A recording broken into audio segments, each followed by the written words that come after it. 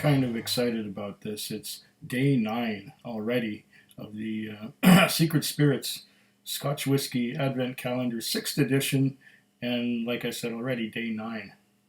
I have here the sample. I have here a glass. This is a glass from Jason Whiskey Wise. And here is a clean spoon and a full glass of water. I think I'm ready to do this thing some justice, or injustice, whatever the case may be. That is so good. Clean, fresh, cold water. Just hits the spot. Just gets in there. Well, without any more messing around, let's just open this sample. Or shall we say day 9, day 9's dram. Pour it right in there.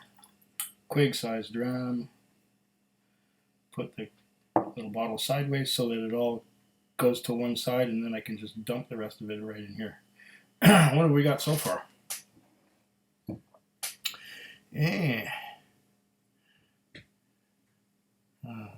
Doesn't look very dark. Looks like a golden bordering on golden. Yeah. Let's get a little bit of liquid creeping up the sides. Oh, must be allergic to something. Maybe it's the cold water making me sneeze. I just did the dishes and it took me an hour because I had all my dishes and all my glasses from the last week. That was a lot of glasses. Oh, okay. Let's have a look at these.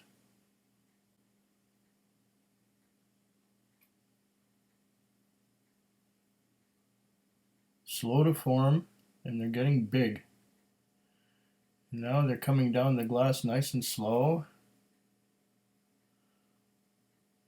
And secondaries are forming slowly too. Very nice. What would we give this?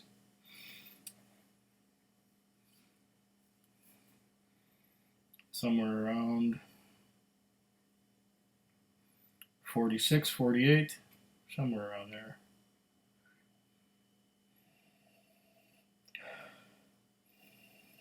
Oh.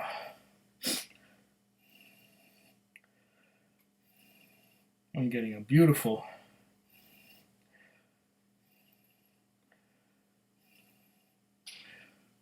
caramel vanilla.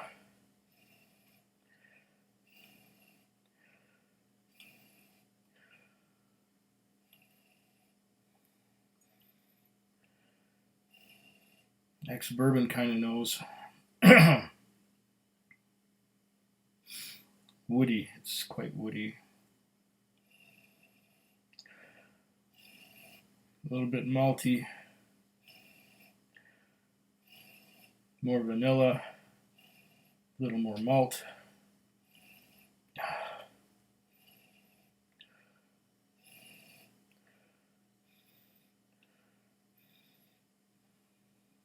I'm definitely getting the same kind of thing I'd get out of American oak. Could even be first fill American oak.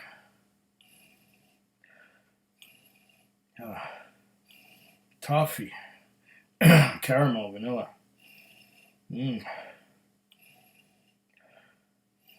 What's that other thing I'm getting? A little bit of a floral note. It's like dandelion wine. The floral note is, to me, what dandelion is like, the fresh yellow dandelions grown in a field.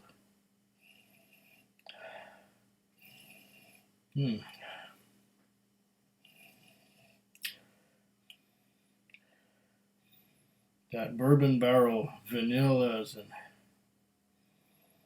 it's almost creamy vanilla and toffee.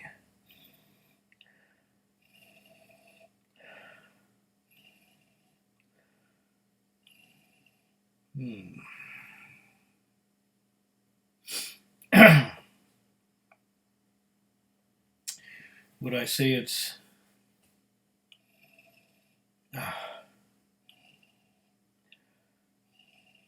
Could be a Highland.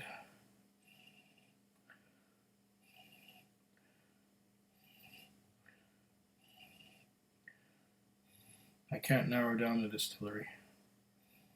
Could be something weird like a Glenfarclas that's been aged in bourbon rather than sherry. That would be a Speyside. This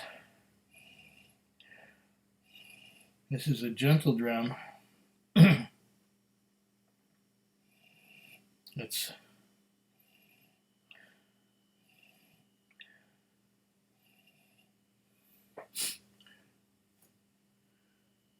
I can only say it's about 46 to 48%. It's honey too. There's some honey in there with the. It's creeping in now. I'm getting more of a honey note than I was before. Before I was getting just vanillas and caramel and toffee. And a little bit of that floralness, which I'm still getting, that dandelion. Let's have another sip of water.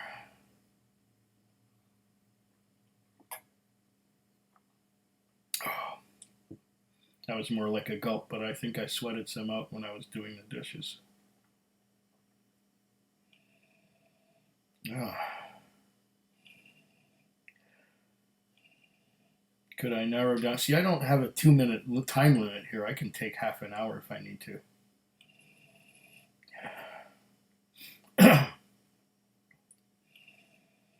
Quercus alba. I'm getting no barrel char. I'm getting no dark fruits. This almost smells like a Canadian whiskey. It's like a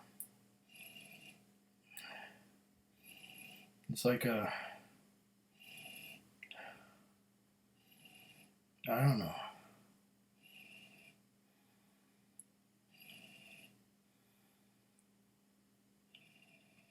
It might even be a very old corn husks. Why am I getting corn husks now? Maybe this is a very old grain whiskey. I was getting malty notes at first, but now this could have been in an old barrel for a long time. Now, I may be just suggesting things to myself, but after those vanillas and caramels, things have just left. They're just gone. I'm getting corn husks and corn sweetness. Either this thing is something way out. I'm gonna hazard a guess here. Before even tasting it, I'm gonna say Lowland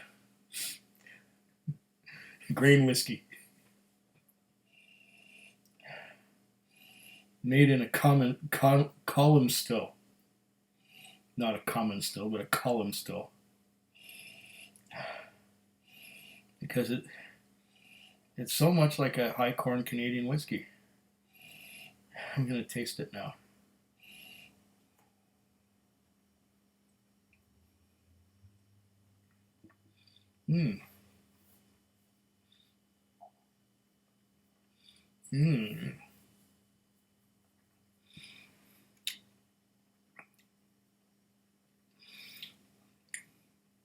Wow, it's high ABV. There's a lot of burn. I'm going to have to take a smaller sip. I'm going to have to add some water.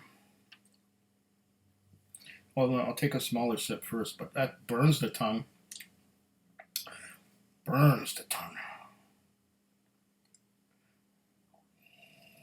Maybe it's not such a high ABV.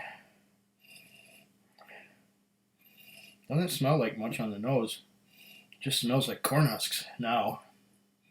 Now that the initial stuff is gone, it's got some of that grassiness, an earthy grassiness, if that makes any sense, on the nose. Now that I've tasted a little bit, I'm going to have just a little wee sip, and then I'm going to start adding water, because I don't know what ABV this is at. It might be real high, because those, even though I didn't see any bubbles around the side, those legs are slow to form and slow to come down, even slower now than they were at first. Oh, maybe this is as high as 60%, maybe higher. Let me try again.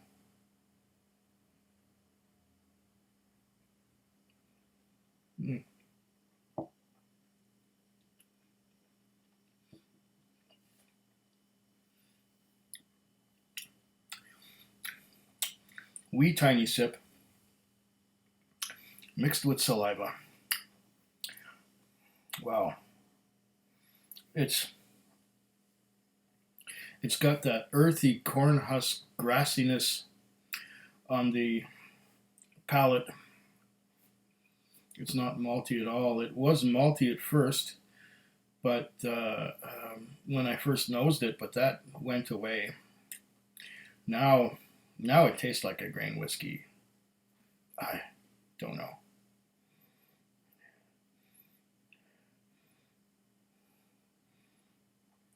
Again, now there's toffee on the nose. After I've tasted it, there's a lot of toffee on the nose. It's got to be Scotch whiskey, but it smells so Canadian. Like a high ABV Canadian corn whiskey. And I don't believe this is a blend at all. I don't think there's any malt whiskey in here at all. I think it's all grain. Ah, it's toffee. Lots of toffee with the hint of vanilla. Again, a little sip.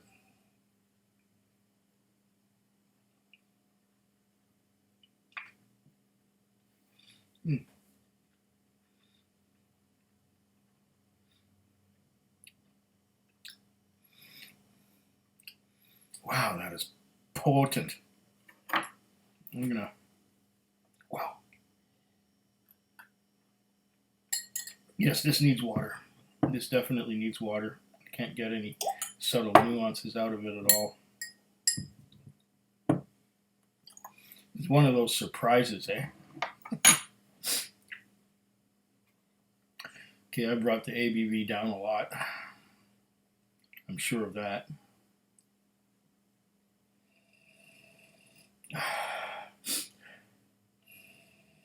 Surprisingly enough, those 2 teaspoons of water have not changed the nose much. I'm still getting toffee, corn husks, earthiness, like I was getting before. It smells the same. It just doesn't quite burn the nose hairs out like it did before. Okay.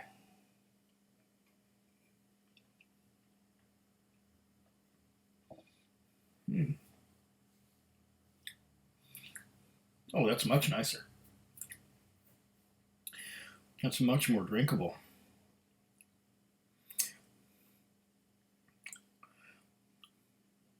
It's astringent like you wouldn't believe. Very astringent, and it just dries the mouth right out. It just like just sucks the moisture right out of the mouth, but at the same time, it's mouth watering. There's a lot of saliva building up now. Ah.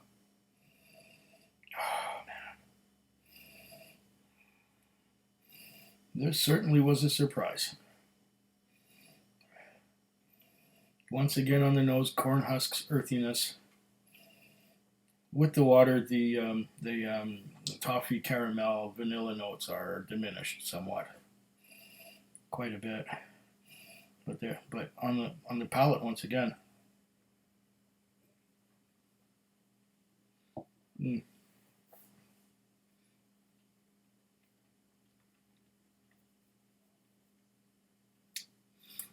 The mouthfeel now is quite alkaline and slippery, and still there's a tingling. I'm getting a lot of wood, a lot of oak, and it's like the oak is real old oak, and I'm still getting some of that corn husk, and there's a tingle on the tip of my tongue, and it hangs on dry. It hangs on dry.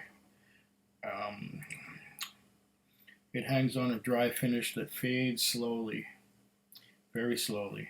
I'm going to get the last drops of this back into the glass. All right.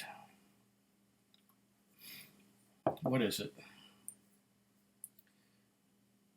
Orkney 10-year-old single malt Scotch whiskey. Really? Oh, totally fooled me.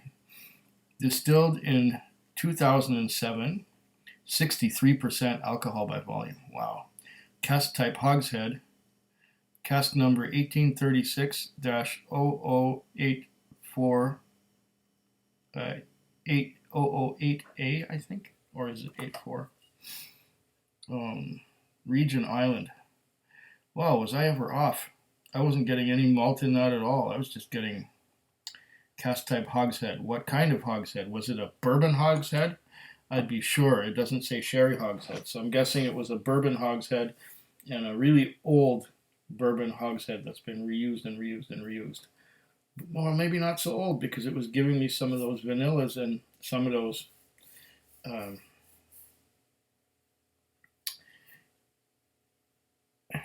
years old.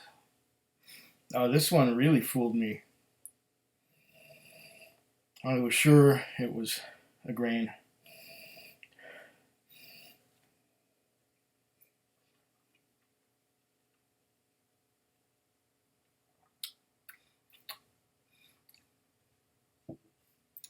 And it says Orkney. This does not resemble Highland Park at all.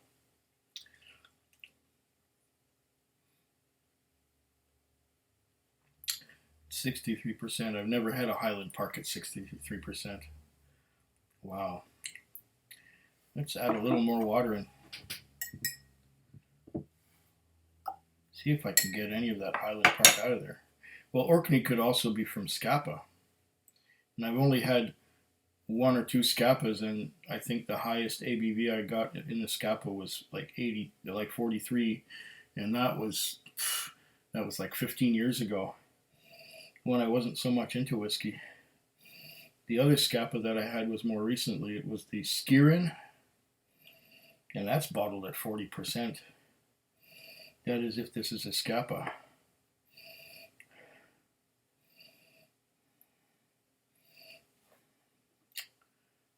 Orkney 10-year-old, distilled in 2007. This one is from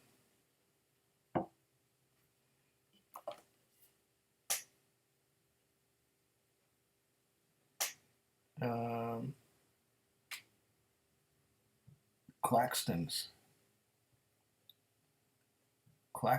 Okay, that's an independent bottler, I guess. Wow.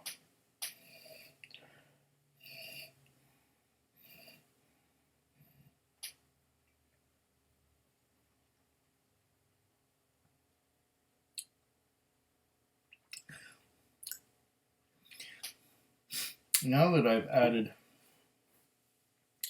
copious amounts of water,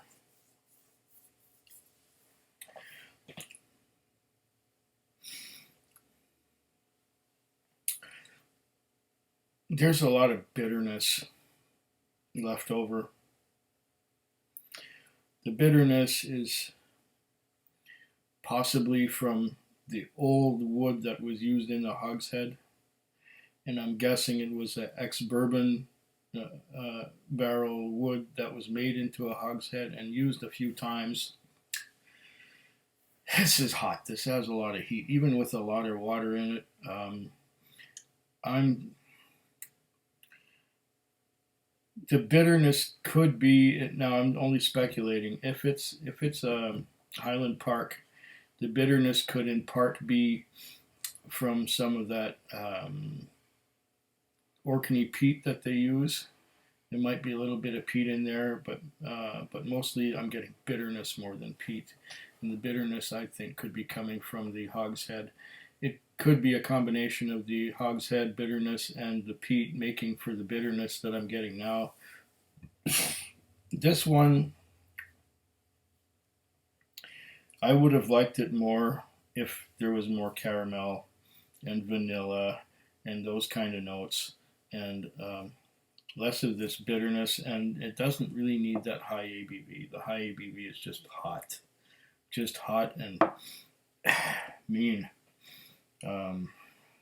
I was all over the map on this one. I got it completely wrong. It's not one that I would exactly seek out.